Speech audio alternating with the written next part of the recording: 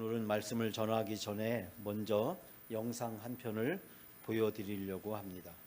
이 영상의 주인공은 바로 영광 가족들입니다. 지난 성탄절부터 송구영신 예배와 신년 주일을 보내는 우리 영광 가족들의 새해맞이 이야기가 이 영상에 담겨져 있습니다. 제가 어제 밤늦게까지 이 영상을 편집을 했는데 하면서 많은 은혜를 받았습니다. 우리 양 장로님이 사진을 너무 잘 찍어 주셔가지고 또 영상을 잘 만들 수 있었고, 또 여러분 지금 보시면은 음향이 또 영상이 굉장히 생생하게 들리잖아요. 금요일날 토요일날 우리 장 장로님 또 우리 영상 전기 전문가가 오셔서 아주 손을 잘 봐주어서 지금 제가 설교하는데 너무 생생하게 잘 들리고 제가 설교하는데 너무 큰 힘이 됩니다. 감사의 말씀을 드립니다. 자, 이 영상 보시면서 지난 연말에 우리가 지나갔던 일들, 우리는 잘 안 보이죠? 그러나 여러분이 주인공인 영광 가족들의 새해맞이 이야기 영상 5분짜리 같이 함께 먼저 보겠습니다.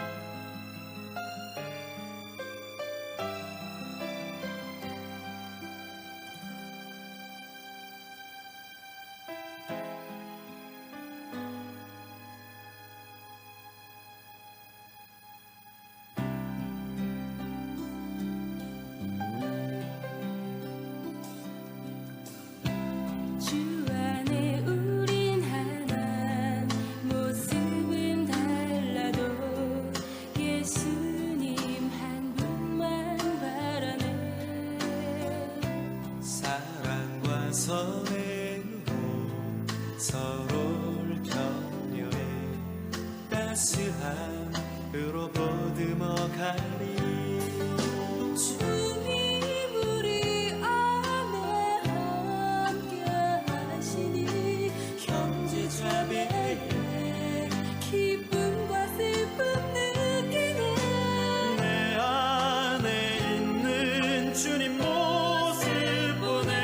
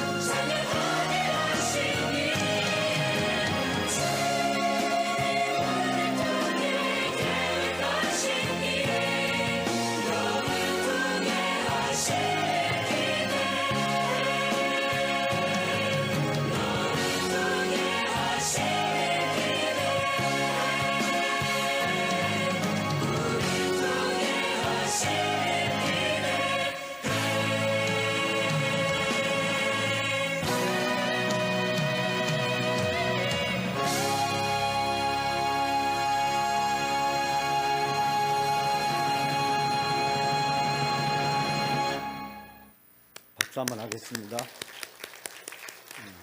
우리 양 장로님이 사진을 잘 찍어주셨고 우리 양정순 권사님도 저한테 몇 장 찍어서 보내주셨고 제가 찍은 사진 이렇게 만들었는데 지난 연말 우리가 지나갔던 세월들이 새록새록 다시 떠오르죠. 내년에는 좀 더 은혜롭고 감동적인 성탄절 또 성교용신 예배 새해 맞이를 준비하려고 합니다. 여러분께서 많이 도와주시고 또 기도에 협력해 주셔서 너무너무 감사를 드리고 한 분 한 분 다 일일이 거론할 수 없어서 죄송한 마음입니다만 많은 분들이 협조하고 또 참여해 주셔서 연말을 행복하게 보낼 수 있었다. 스스로 제가 자평하기를 또 새해를 기쁨으로 잘 맞이할 수 있었다라는 생각을 하게 되었습니다. 여러분은 2023년도 새해를 시작하면서 여러분 각자의 기도 제목과 소원과 또 새해를 시작하는 마음들이 있었으리라고 생각이 듭니다. 저는 이 영상을 편집하고 또 만들면서 우리 성도님들이 한 분 한 분을 보면서 이 마스크를 벗고 활짝 웃으면서 찬양할 날이 올해는 꼭 왔으면 좋겠다. 그런 소원을 가지고 기도하고 있습니다. 올해 중에 우리가 마스크 벗고 마음껏 찬양 돌리고 예배할 날이 속히 오게 될 줄 믿습니다. 저는 가끔도 우리 성도님들을 볼 때 식사할 때 가서야 여러분의 진면모를 봅니다. 식당에 가서야 꼭 식사하시면서 가시고 얼굴을 마주하면서 함께 아름다운 교제를 나눴으면 좋겠습니다. 교회력에 따르면 지금은 예수님이 탄생한 지 12일째 되는 날, 그날을 주현절이라고 하는데 이 주현은 주님이 현현하셨다, 주님이 나타나셨다라는 뜻입니다. 즉 주님께서 빛으로 이 세상에 오셨고 빛으로 나타나셨다라는 뜻입니다. 동방에 있는 새 박사가 별빛을 보고 예수님 메시아가 탄생한 곳을 찾아서 예루살렘으로 다시 베들레헴으로 가게 됩니다. 그때 베들레헴에 동방의 새 박사가 아기 예수께 예물을 드리며 봉헌했던 날이 바로 성탄절로부터 12일이 지난 주현절이라고 이야기합니다. 1월 6일 정도 되겠죠. 이 주현절이 되는 날, 이 날을 가리켜서 이 동방 정교회에서는 성탄절로 지금도 지키고 있습니다. 동방 정교회는 터키, 그리스, 또 러시아를 비롯해 동구권에 많은 교회와 성도들로 되어 있는데 이분들은 거의 한 500~600년 전부터 500~600년 전, 그러니까 굉장히 오래됐죠. 지금부터 1400~500년 전부터 이 주현절이란 절기를 성탄절과 함께 굉장히 소중하게 지키고 있는 것을 발견하게 됩니다. 그래서 이 주현절을 사망데이 3명의 동방 박사가 예물을 드렸다라고 해서 하고 또 12일에 크리스마스라고도 그렇게 이야기하고 크리스마스 장식과 캐롤을 이때까지 불러가면서 있는 것을 보게 됩니다. 물론 서양에서는 크리스마스 휴가를 1월 말까지 12월, 1월 2달 동안 크리스마스 휴가 시즌으로 보내는 분들도 있습니다만 대체적으로 교회에서는 이 주현절까지 이 성탄절을 그 분위기를 지키면서 예수님의 오심과 그 은혜를 헤아리는 시간을 보내게 됩니다. 그 중에서 오늘은 1월 둘째 주는 예수님이 세례 받으신 세례 기념일입니다. 그래서 주님의 수세주일이라고도 그렇게 이야기를 부르기도 합니다. 저는 오늘 주신 말씀을 통해서 우리에게 새해를 시작하면서 새로운 출발을 의미하는 예수님의 세례 말씀을 통해서 은혜를 함께 나누기를 원하는데 예수님이 공생애를 시작하기 전에 3가지 중요한 사건이 있었습니다. 첫 번째는 무슨 사건이냐면 세례 요한이 예수님의 오신 길을 예비합니다. 회개하라 천국이 가까웠느니라. 사람들에게 회개할 것과 회개에 합당한 열매를 맺을 것과 또한 세례를 받을 것을 사람들에게 촉구하면서 메시아 그분이 오실 길을 예비하는 일을 하게 됩니다. 또 하나는 뭐냐면 오늘 본문에서 두 번째는 예수님이 세례를 받으시고 세 번째는 이제 4장 이하에 등장하지만 예수님께서 40일 동안 금식하면서 광야에서 마귀의 시험을 받는 장면이 우리에게 기록되어 있습니다. 이 시험을 예수님께서는 말씀으로 물리치고 승리하신 다음에 회개하라 천국이 가까웠느니라 복음을 선포하시면서 드디어 예수님의 공생애가 공식적으로 시작이 됩니다. 사랑하는 여러분, 그 중에서 오늘 본문의 말씀은 바로 예수님이 세례 받으시는 장면을 소개하고 있습니다. 세례의 기원은 어디에서 시작되었을까? 여러분이 아시는 내용입니다만 노아의 홍수로부터 시작이 되었다. 또 홍해 사건으로부터 시작이 되었다. 또 구약의 할례 의식으로부터 시작되었다라고 이야기를 합니다. 당시 예수님 당시 시대를 보게 되면 특정한 종교 종파의 그 공동체들이 신입 회원들을 받아들이고 또 신입 회원이 공동체 앞에서 서약을 할 때 세례 의식과 비슷한 의식을 행하는 경우들이 종종 있었는데 그것부터 영향도 받지 않았을까라고 하는 일부 의견이 있기도 합니다. 세례는 우리가 아다시피 물로 죄를 씻고 예수님과 하나 되는 영적인 연합을 의미합니다. 또 이웃과 자신에게 자기의 신앙을 공포함으로써 스스로 결단을 보여주는 의식이기도 합니다. 과거의 죄를 씻고 예수 그리스도와 영적 연합을 통해서 이제 영적으로 공동 운명체가 되는 것을 의미합니다. 그렇기 때문에 세례받는 것은 이 마태복음뿐만 아니라 사복음서에 다 소개가 되고 있는데 그만큼 이 세례 의식이 예수님의 생애에 있어서 중요하다는 것을 성경은 가르쳐주고 있습니다.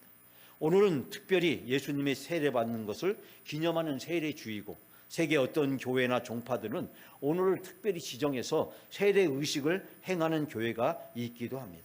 전 오늘 예수님의 세례 사건을 통해서 세 가지 은혜를 여러분과 함께 나누고 새해를 시작하면서 이 주시는 말씀을 통해서 하나님이 여러분에게 큰 은혜와 축복으로 함께 하시기를 주님의 이름으로 축원합니다. 첫 번째는 오늘 본문에서 우리가 발견하게 되는 것은 겸손하신 예수님이십니다. 여러분 오늘 13절 14절 말씀 다 같이 함께 봉독합니다. 이때 예수께서 갈릴리로부터 요단강에 이르러 요한에게 세례를 받으라 하시니 요한이 말려 이르되 내가 당신에게서 세례를 받아야 할 터인데 당신이 내게로 오시나이까. 아멘. 그때 예수께서 요한에게 세례를 받으시려고 갈릴리로 요단강으로 요한을 찾아오셨다. 요한이 예수님을 만나러 온 것이 아니라 예수님이 요한을 찾아서 갈릴리 지방의 요단강에서 요한이 세례를 베푸고 있다는 얘기를 듣고 요한을 찾아가셨습니다. 그리고 요한에게 세례 받을 것을 원하셨습니다. 그러자 요한은 이야기하기를 아니 선생님한테 내가 세례를 받아야지 선생님께서 어찌 내게 세례를 받을 수 있겠습니까? 여러분 예수님은 세례를 받으실 필요가 없으신 분입니다. 예수님은 하나님의 아들이시고 삼위일체 하나님이십니다. 예수님은 거룩하시고 죄가 하나도 없으신 분입니다. 그렇기 때문에 예수님은 세례 받을 필요가 없으신 분입니다. 그런데 예수님은 세례 받기 위해서 세례 요한을 찾아갑니다. 그리고 세례 요한에게 세례를 받으십니다.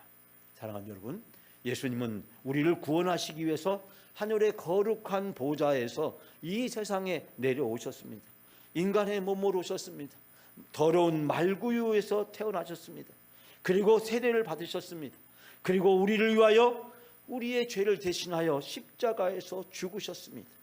이 모든 것은 우리를 사랑하시고 우리를 구원하시고 우리를 하나님의 자녀 삼아 주시고 천국에서 영원히 영생복락하는 은혜를 베풀어 주기 위한 것이었습니다.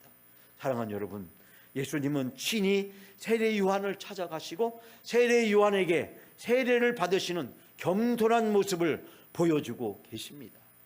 예수님께서 이 세상에 오신 것도 말구에 태어난 것도 죄인들을 찾아다니며 천국의 복음을 전파한 것도 병자들을 고쳐주신 것도 귀신을 내어 쫓아주신 것도 심지어 제자들의 발을 씻겨주신 것도 겸손하신 예수님의 모습을 우리는 발견하게 됩니다. 2023년 예수님처럼 낮아지고 예수님처럼 겸손해지는 한 해가 되시기를 바랍니다. 자기 일을 주장하고 자기를 내세우지 마시고 예수님을 모시고 예수님 중심으로 예수님을 앞세우고 살아가는 여러분의 삶이 되시길 바랍니다. 예수님처럼 생각하고 예수님처럼 본받기 위해서 예수님이 하셨던 일을 하는 겸손한 삶이 되시기를 바랍니다. 예수님의 마음을 가지고 사는 것입니다. 예수님의 마음은 어떤 것일까요? 빌립보서 2장 2절부터 5절까지 우리에게 예수님의 마음을 세 가지로 이야기하는데, 사도 바울은 이 마음을 품으라, 이 마음은 곧 예수님의 마음이라고 이야기하면서 사도 바울은 2장 2절에서 4절까지 말씀해서 세 가지로 예수님의 마음을 품고 살아가는 삶을 우리에게 이야기해 주고 있습니다. 첫 번째는 같은 생각을 품고 같은 사랑을 가지고 뜻을 합하여 한 마음이 되어서 내 기쁨이 넘치게 해달라고 이야기합니다. 같은 생각, 같은 사랑, 뜻을 합하여 서로 한 마음이 되라는 것입니다. 살아가는 모든 사람과 눈높이를 함께 하라는 것입니다. 때로 우리가 이야기할 때 어디 갔더니 사람들이 굉장히 많더라, 자기도 그곳에 가놓고 사람들이 많이 왔다는 것, 마치 자기는 그곳에 없었던 것처럼 생각하기 쉽습니다. 그러나 같은 생각, 같은 사랑, 뜻을 해서 한 마음을 가지고 살아갈 것을 이야기하고 있습니다. 두 번째는 무슨 일하든지 경쟁심이나 허용을 하지 말고 겸손한 마음을 하고 자기보다 서로 남을 낮게 여기십시오라고 이야기하고 있습니다. 우리가 다른 사람에 대해 험담하거나 비난하거나 또 다른 사람에 대해서 뒷담화하면서 때로는 일부 쾌감을 느끼기도 하고 스트레스에 도움이 된다는 그런 어처구니없는 이야기를 하지만, 그러나 다른 사람과 경쟁심과 허용을 하지 말라고, 겸손한 마음을 하라고, 자기보다 다른 사람을 더 낮게 여기는, 존중해 주는 마음을 가질 것을 이야기하고 있습니다. 세 번째, 사도 바울은 여러분은 자기 일만 돌보지 말고 서로 다른 사람의 일도 돌보아 주십시오. 주변에 있는 다른 사람들의 형편과 사정을 헤아리면서 내가 그 사람들에게 도울 수 있는 일이 무엇이 있을까? 그 사람들 위로해주고 격려해주고 나눠주고 베풀어주고 섬겨주어서 그 사람을 세워주고, 그래서 함께 갈 수 있는 그런 삶을 살 것을 이야기하면서 이 마음이 곧 예수의 마음이라고 사도 바울은 그렇게 이야기를 하고 있습니다. 사랑하는 여러분, 2023년도에는 이 예수님의 마음을 품고 예수님처럼 겸손하게 낮아져서 살아가는 여러분의 삶이 되시길 바랍니다. 그래서 여러분의 삶을 통해서 예수님이 나타나고 예수님의 삶이 이루어지고 예수님이 증거되어지는 그런 놀라운 한 해가 되시기를 주님의 이름으로 축원합니다. 두 번째는 순종하시는 예수님입니다. 오늘 3장 15절 말씀 다 같이 함께 주신 말씀 봉독합니다. 예수께서 이르시되 이제 허락하라, 우리가 이와 같이 하여 모든 일을 이루는 것이 합당하니라 하시니 이에 요한이 허락하는지라. 아멘. 예수님께서 세례 요한에게 나오셔서, 세례 요한은 내가 예수님께 세례를 받아야 되는데 어떻게 예수님이 나에게 세례를 받을 수 있냐고 예수님을 만류합니다. 그러자 예수님께서 드디어 입을 열어서 처음으로 말씀하십니다. 그 말씀은 무엇이었습니까? 이제 허락하라, 우리가 이와 같이 하여 모든 일을 이루는 것이 합당하니라. 이 말을 쉽게 번역해 보면 지금은 그렇게 하도록 하십시오. 이렇게 하여 우리가 모든 의를 이루는 것이 좋습니다. 지금은 내가 하자는 대로 하여라. 우리가 어떻게 해야 하나님이 원하시는 모든 일이 이루어진다. 우리가 이렇게 해야 하나님이 원하시는 모든 일이 이루어진다. 예수님이 하셨던 말씀, 즉 이와 같이 하여 모든 의를 이루는 것이 합당하니라. 이 말이 좀 어렵게 느껴지지만 이 말을 쉽게 하면 이렇게 해야지 하나님이 원하시는 모든 일이 이루어진다. 즉 내가 세례 요한 당신에게 세례를 받아야 하나님께서 원하시는 모든 일이 이루어질 수 있다. 내가 당신에게 세례를 받는 것은 하나님이 원하시는 일이고 하나님의 일을 이루기 위한 것이다 라는 뜻을 가지고 말씀하고 계십니다. 사실 세례 요한은 자기에게 세례를 받으러 오신 예수를 보고 깜짝 놀랐습니다.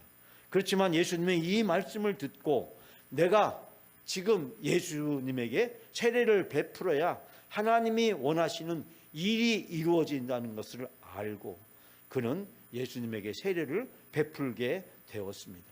사랑하는 여러분, 예수님께서 말씀하신 모든 의인은 무엇을 얘기합니까? 하나님이 원하시는 일을 이루는 것은 무엇입니까? 그것은 모든 사람을 죄로부터 구속해 주시는 것입니다. 죄인이 받는 세례를 통해서 죄인들은 구원으로 하나님의 은혜를 덧입게 되는 것입니다. 예수님은 죽기까지 순종하신 그 모습으로 모범을 보여주셨습니다. 그것이 하나님의 뜻이기 때문에 하나님의 뜻에 예수님은 자기를 내려놓고 그 하나님의 뜻에 순종했습니다. 세례를 받아야 할 이유가 없지만 그러나 이 세례를 통해서 모든 사람들에게 모범이 되고 모든 사람을 구원으로 인도하는 놀라운 하나님의 은총의 통로로 세례가 쓰여지기 때문에 예수님은 기꺼이 세례를 받으시는 모습을 보여주셨습니다. 예수님의 죽음과 부활을 상징하는 엄숙한 선언이기도 했습니다. 예수님의 세례는 이제 하나님의 뜻을 이루기 위해서 공생애를 시작한다는 선언이었고 동시에 하늘의 공식적인 인정이기도 했습니다. 즉 예수님은 이 세례를 받으심으로 우리와 똑같은 인간이 되셨고 우리에 대한 사랑이 얼마나 큰지 예수님은 몸소 보여주셨습니다. 예수님은 우리의 죄를 위하여 십자가에 죽으시며 대속해 주셨습니다. 예수님은 그토록 우리를 사랑해 주셨습니다. 예수님은 세례 받을 필요가 없지만 세례 받는 것을 통해서 순종의 모범이 되셨고 그 순종을 통해서 십자가에 죽기까지 순종하는 순종의 모델과 순종의 깊이를 우리에게 보여주셨습니다. 예수님은 철저하게 하나님께 순종함으로 하나님의 뜻을 이 땅에서 이루셨고 그 하나님의 뜻을 이루심으로 여러분과 제가 구원을 받았고 하나님의 자녀로 살아가는 영광과 특권을 누리게 된 줄 믿습니다.